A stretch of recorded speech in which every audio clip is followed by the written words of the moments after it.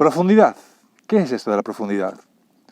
Estamos exagerando cuando decimos que vivir sin profundidad es una auténtica locura, una auténtica miseria humana, personal. ¿Estamos exagerando? ¿Se puede hacer algo ante esta profundidad? ¿Cómo podemos ser más profundos?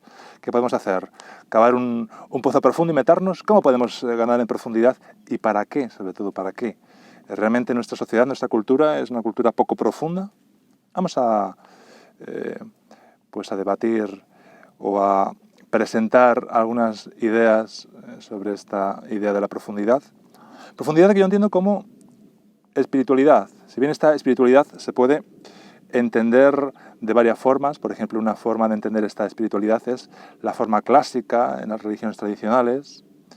Religiones tradicionales que, en mi opinión, han perdido gran parte, si no toda su espiritualidad, su profundidad.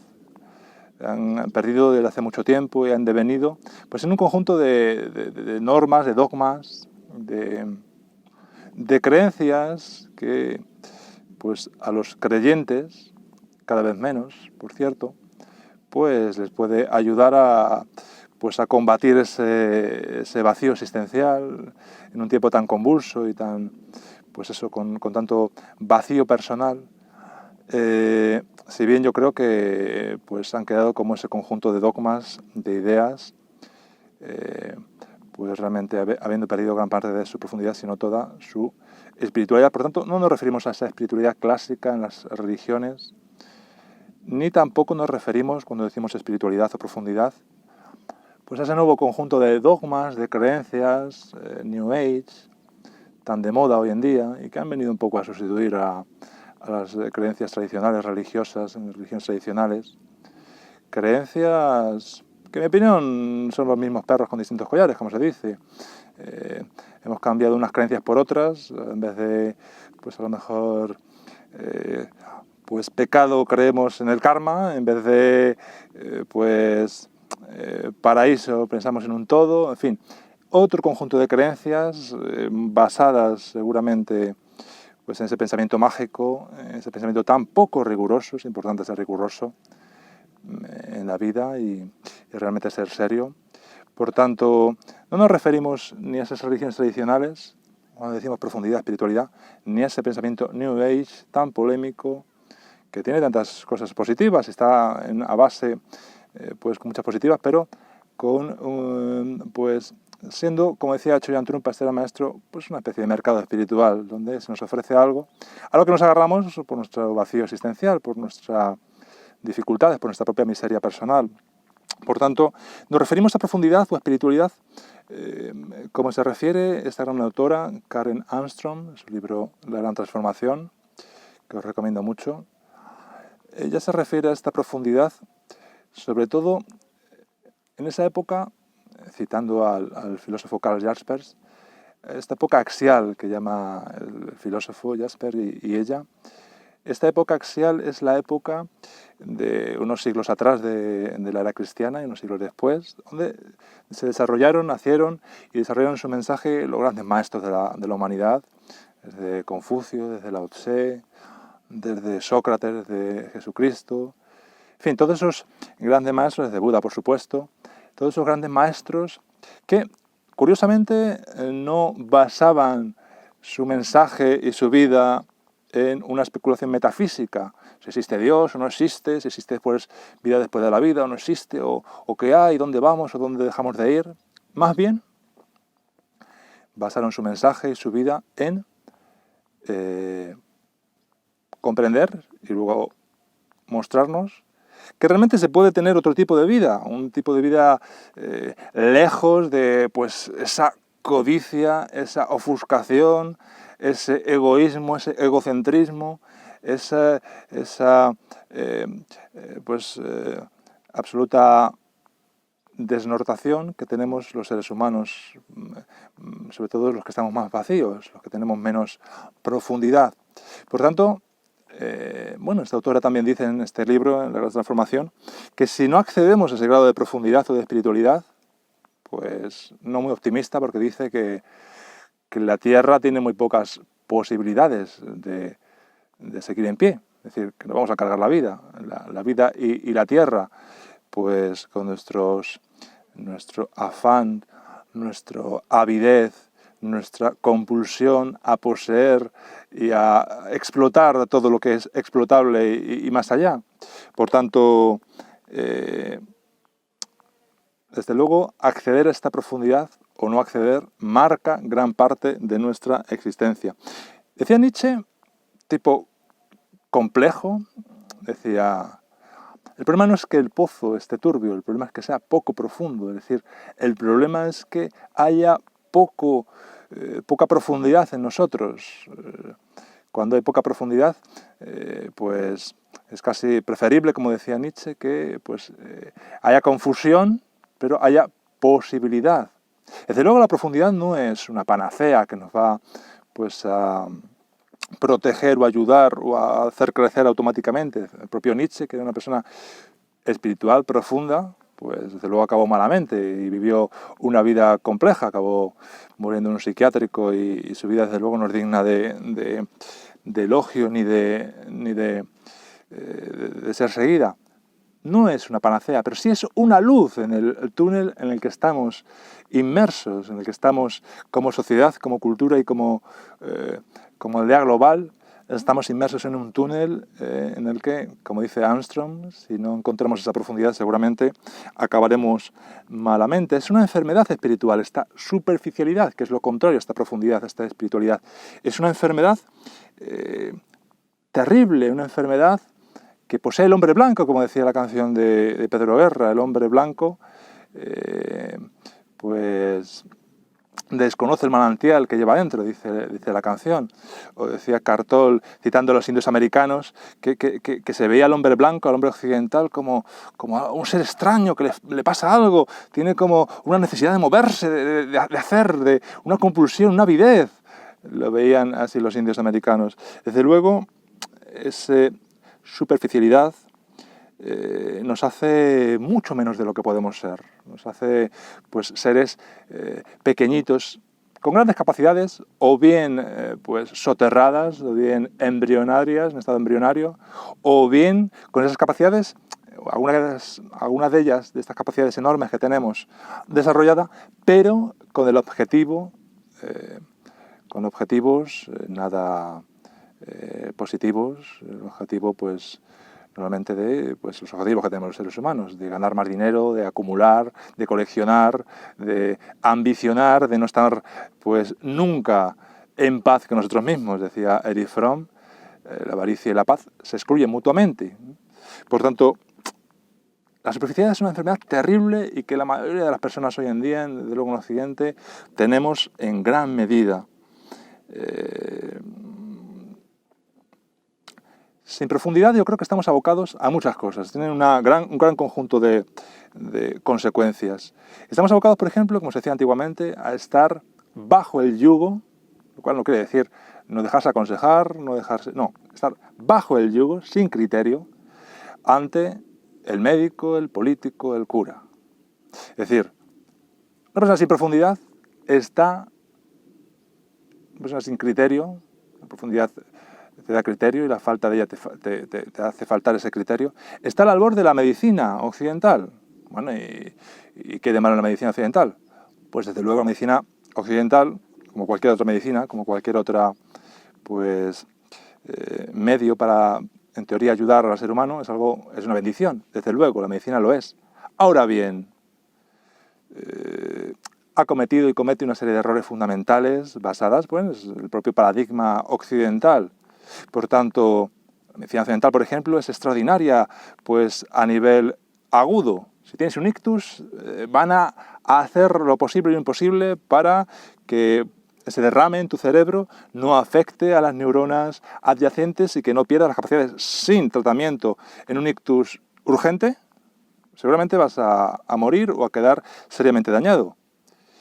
Si tienes un infarto, pues harán lo posible o imposible por salvarte la vida y seguramente la consigan salvar. Ahora bien, igual que es extraordinariamente buena la medicina occidental en lo agudo, es excepcionalmente mala en lo crónico.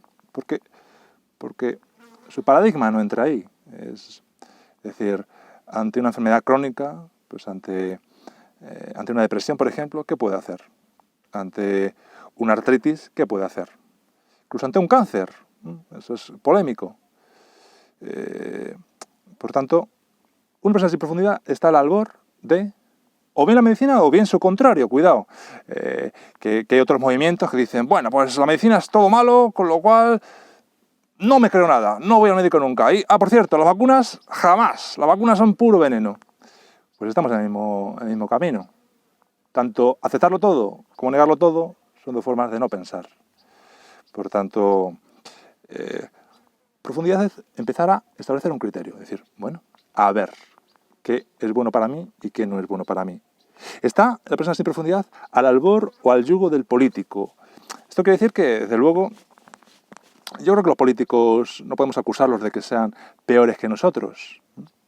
Seguramente cualquiera de nosotros en esas circunstancias, en ese rol, haremos más o menos, nos aprovecharíamos de las mismas formas que lo hacen los políticos, que son diversas, como sabemos. Los podemos acusar de no ser mejores, de no ser pues un Nelson Mandela, de no ser un Gandhi, un Olof Palme, de no ser ellos. Es que estas personas, por desgracia, y pues dado seguramente el ambiente, como decimos, sociocultural, filosófico, pues no abundan. Pero sabiendo que son iguales que nosotros en muchos aspectos y que se aprovechan de, bueno, la persona poco profunda es capaz de elucidar, de discernir el enorme, el brutal, el increíble ascenso de la ultraderecha en el siglo XXI que estamos teniendo, es algo realmente pues escandaloso, en mi opinión.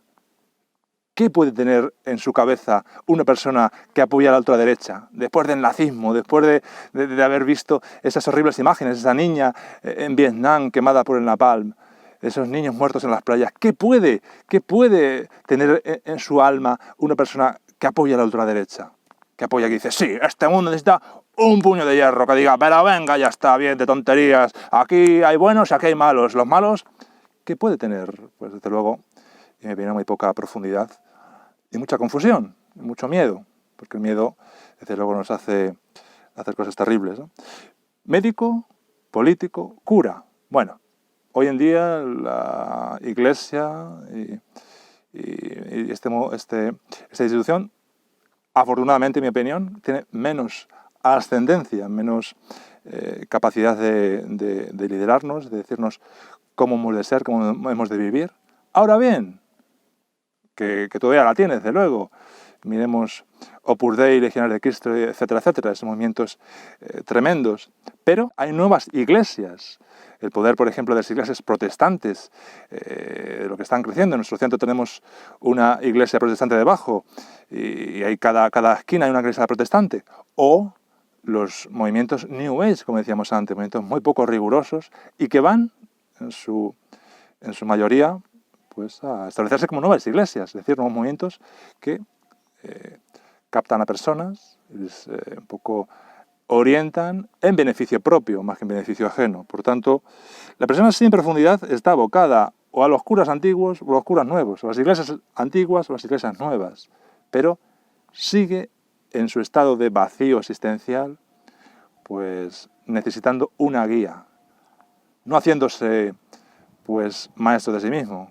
Como decía Buda, decía, no aceptes a personas, no aceptes doctrinas porque parezcan interesantes o porque sus vestimentas o su forma de hablar parezca muy convincente.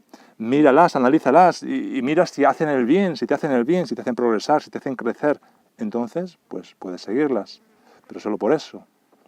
Desde luego, son otras razones las que nos llevan pues, a necesitar iglesias, necesitar alguien que nos diga cómo es la vida, porque no sabemos interpretarla, no sabemos pues, crear nuestra propia experiencia. Desde luego, estamos abocados sin profundidad al médico, al político, al cura. No quiere decir que estas instituciones, estos roles sean negativos de por sí. El problema es que nos los creamos totalmente y no tengamos el criterio de decir, no, eso tiene una parte buena, el médico desde luego tiene una parte buena, el político tiene una parte buena, el cura seguramente tiene una parte buena que me puede ayudar, pero tiene una parte nefasta. Una parte, como cualquier cosa humana, como cualquier... tiene una faceta oscura de la que pues tengo que tener cuidado. Y yo creo que estamos abocados a una cosa aún peor en esta sociedad, en esta cultura, aparte del médico, del político, del cura, estamos abocados sin profundidad al ejecutivo. Al ejecutivo y su brazo derecho, que es el marketing.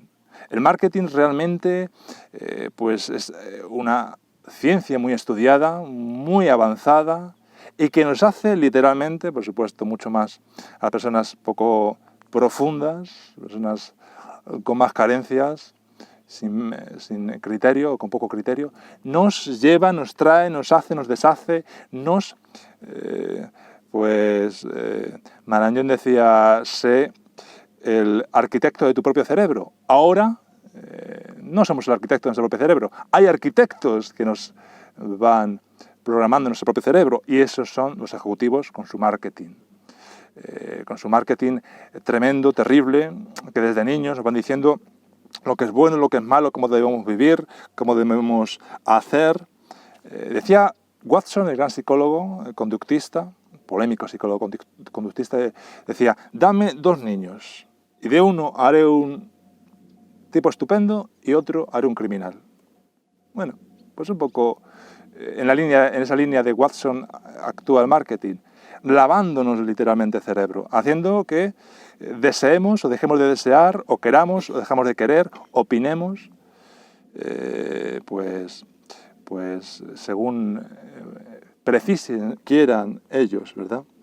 Por tanto, la profundidad, que es algo que no solo se gana, es algo que también se pierde. Los niños son muy profundos en gran medida. Yo me acuerdo de mi infancia que me hacía preguntas muy interesantes, y que en la adolescencia vamos perdiendo esa profundidad, esa sustancia profunda.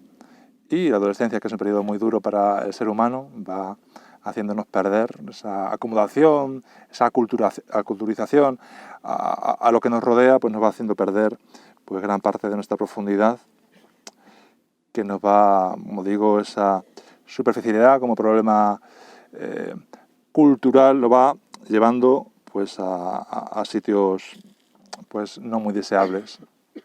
Bueno, ¿de dónde viene? Podemos preguntarnos, ¿de dónde viene esta superficialidad? ¿De dónde viene esa falta de profundidad? ¿Es algo genético? ¿Es algo que algunas personas tienen esa profundidad y otras no? ¿De dónde viene? ¿De dónde procede? ¿Es algo genético? ¿Podemos hacer algo? ¿De dónde viene? Bueno, yo creo que en absoluto es algo genético, es algo inmodificable, ineluctable. Es algo que depende mucho de los seres humanos con nuestra gran plasticidad neuronal. Podemos ir adquiriendo tanto una cosa como otra, superficialidad o profundidad. En nuestra cultura yo creo que está claro que hay 2 fuentes clave en nuestra superficialidad. Una fuente es que Occidente ha sido tradicionalmente, y lo sigue siendo, una cultura básicamente destinada o mirando hacia afuera, hacia el exterior.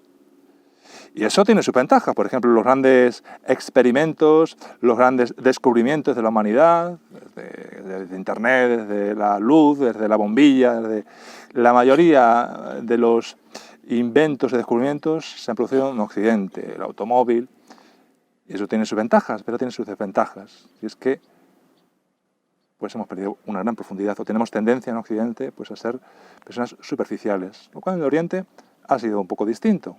Ahora a estas alturas quizá la cosa varíe o todo pues esté muy superficial o en la superficie, pero tradicionalmente ha sido así. Tendemos en Occidente a ser superficiales.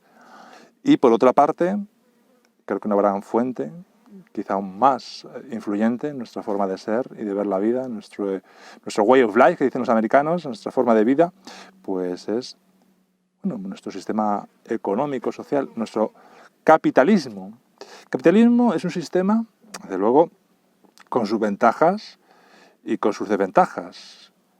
Y las desventajas pues son, por ejemplo, que necesita, más que personas con criterio, necesita consumidores. Por lo tanto, el capitalismo y el marketing hacen un gran esfuerzo por convertirnos en consumidores. Si puede ser compulsivos, mejor. Necesita el capitalismo que consumamos, no necesita que nos conformemos, que estemos llenos de nosotros mismos y, por ejemplo, en un lugar como este no precisemos más que esta extraordinaria naturaleza. No, precisa personas vacías, porque las personas vacías tienden al consumismo, tienden a llenar o intentar, sin mucho éxito seguramente, llenar su vacío con cosas. Vamos a un restaurante, vamos a otro, vamos a tal viaje, vamos a comprar tal cosa, un televisor un poquito más grande, vamos a hacer algo, necesito consumir, hay algo que me impele a consumir. Bueno, desde luego el marketing que desde niños nos va repitiendo de una forma metódica, nos va configurando mentalmente, personalmente, a el consumo. Y el consumo pues nos hace muy superficiales. El consumo, como lo que se decía en el clásico, cuando los clásicos decían cuando tenemos la tripa muy llena, la mente está completamente vacía. Es decir, no hay nada peor que para profundizar en algo que una gran comilona en el cual te quedas hecho polvo de comer, te echas 2 horas de siesta, luego te despiertas con un sueño y con un dolor de una pesadez. Pues algo así nos pasa. Estamos tan llenos de todo, tan ávidos de todo, tan en el consumo, que no hay tiempo. No hay tiempo para otra cosa que no sea el consumo. Y pues nos abocamos a esa superficialidad tan terrible, tan enorme. Bueno, hemos hablado de qué es la profundidad, o cómo la vemos en este vídeo, cuál es nuestro punto de vista. Hemos hablado de las consecuencias que puede tener.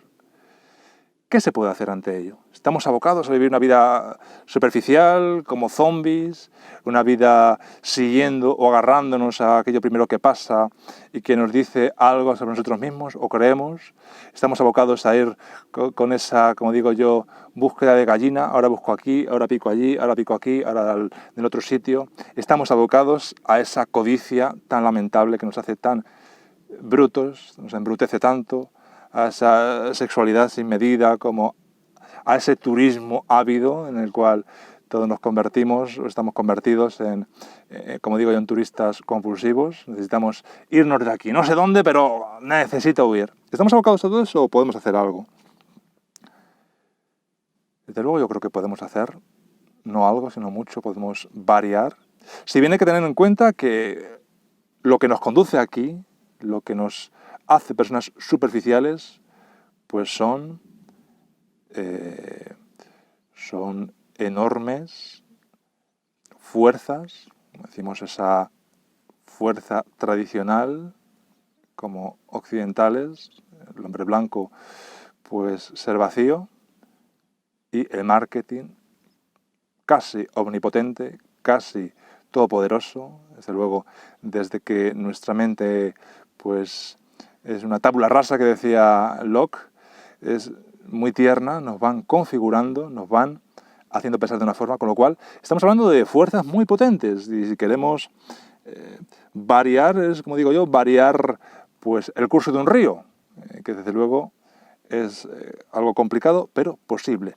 ¿Qué podemos hacer para profundizarnos, para salir de este atolladero, de esta negrura, de esta confusión, de esta superficialidad?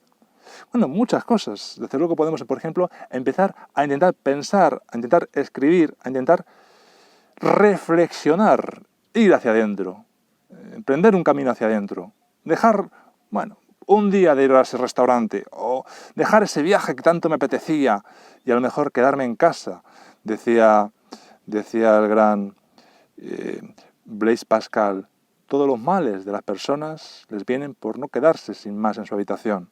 Bueno, a lo mejor nos podemos quedar un día en nuestra habitación, a lo mejor podemos quedarnos y realizar otro tipo de viaje, no al exterior, sino al interior. Empezar a reflexionar, empezar a escribir, empezar a leer a lo mejor. Leer todo tipo de libros, desde luego novelas, que nos dicen muchísimo, novelas de los grandes clásicos, más que pues estas novelas seguramente más de distracción y de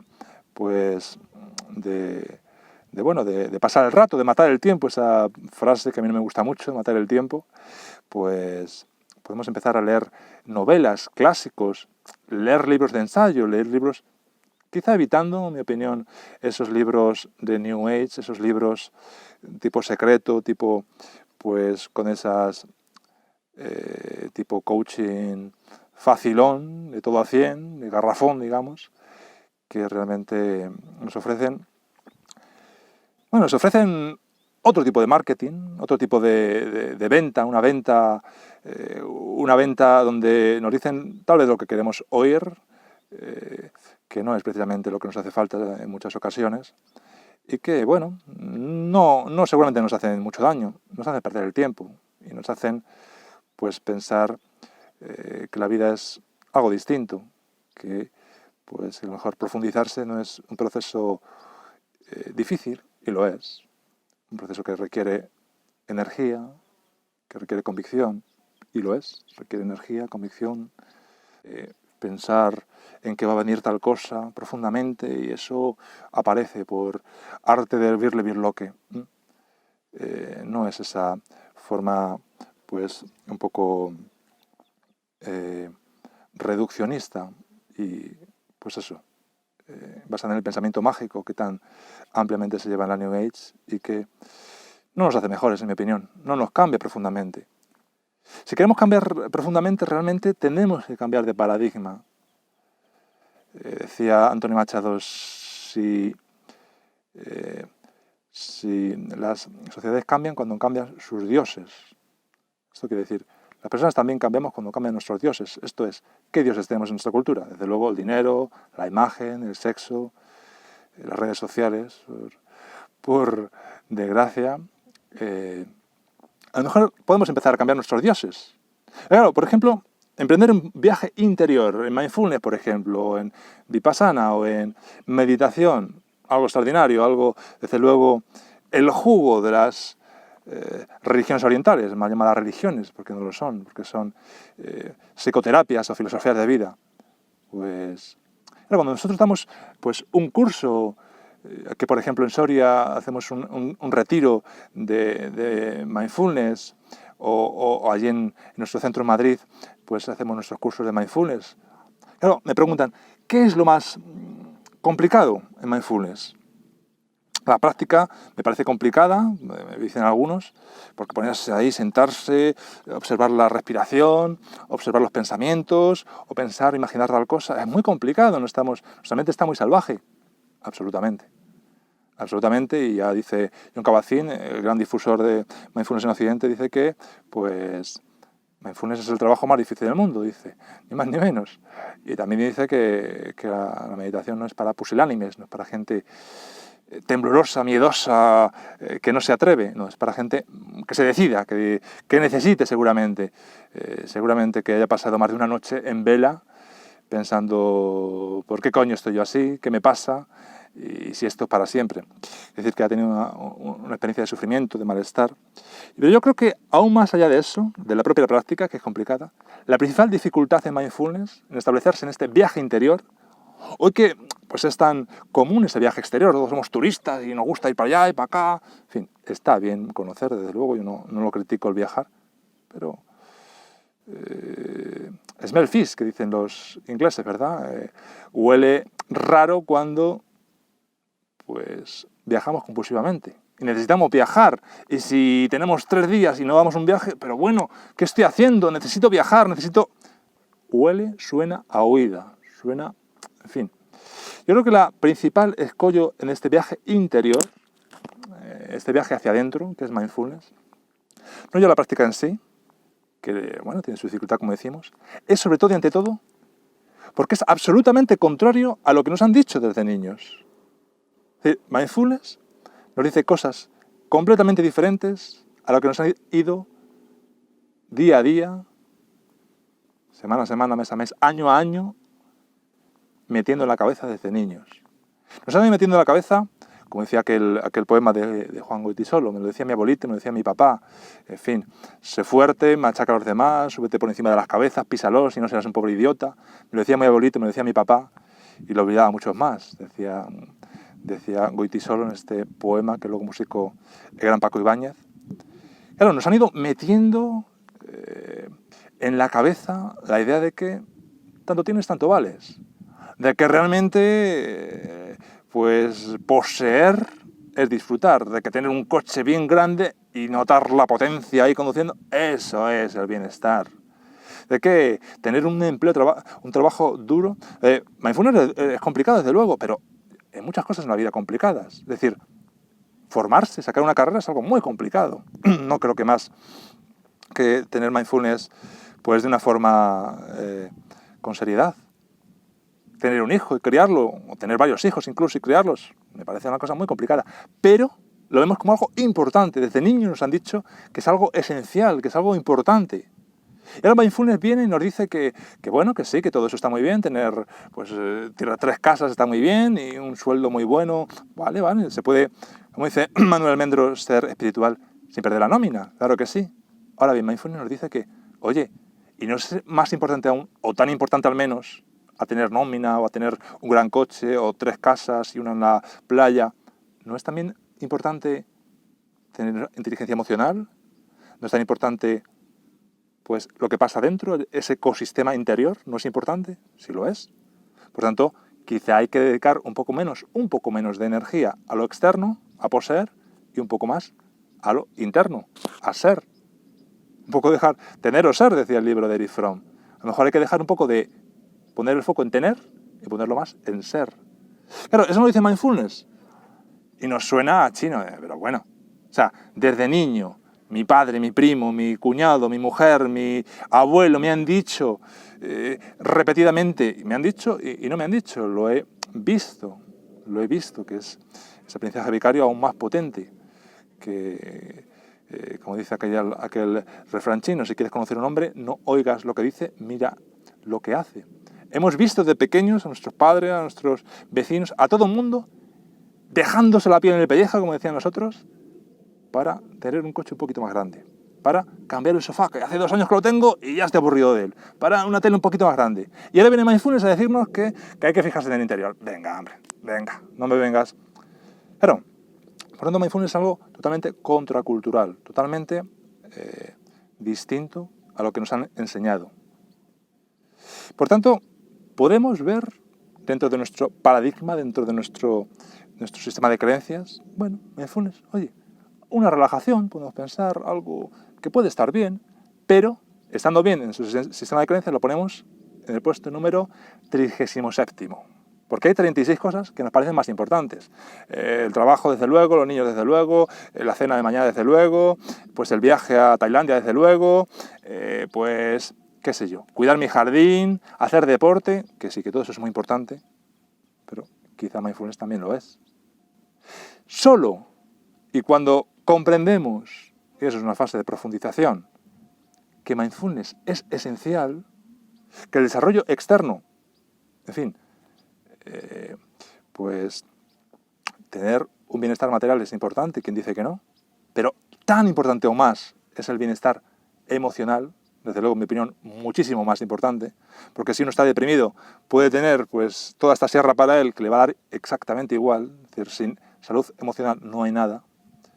Pues cuando empezamos a comprender que el desarrollo interno, el viaje interno, no es tan importante, es aún más importante que el viaje externo y que irse a Botswana a cazar osos y al Machu Picchu, que es precioso y tal, que sí, que es todo eso muy bien, pero el viaje interno es aún más importante y empezamos ese viaje interno de forma pues seria, entonces sí que empezamos a cambiar nuestros dioses, nuestros paradigmas y empezamos realmente esa profundización. En fin, un conjunto de recomendaciones, lecturas, reflexión, darte cuenta de lo que te aboca una vida superficial, la miseria. No hace falta irse a estudiar esto pues a ninguna universidad, a Harvard, a la Universidad de Psicología o a Yale, no. Mira a tu primo, mira a tu tío, mira a las personas de aquel sitio, mira a tu alrededor y observa las vidas superficiales, caóticas en mucha medida, llenas de pues esa codicia tan terrible, ese embrutecimiento, y observa, decide si quieres tener esa misma vida.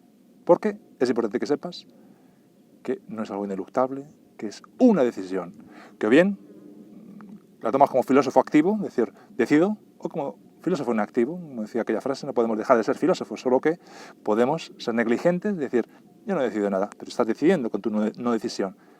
O bien decides profundizarte, o bien decides no profundizarte, o decides con tu decisión ser ese tipo de personas, que desde luego es legítimo. Pero yo te digo que otra vida es posible, y esa vida, con estos consejos, puede, desde luego, ir deviniendo. Espero que te haya sido este vídeo de provecho.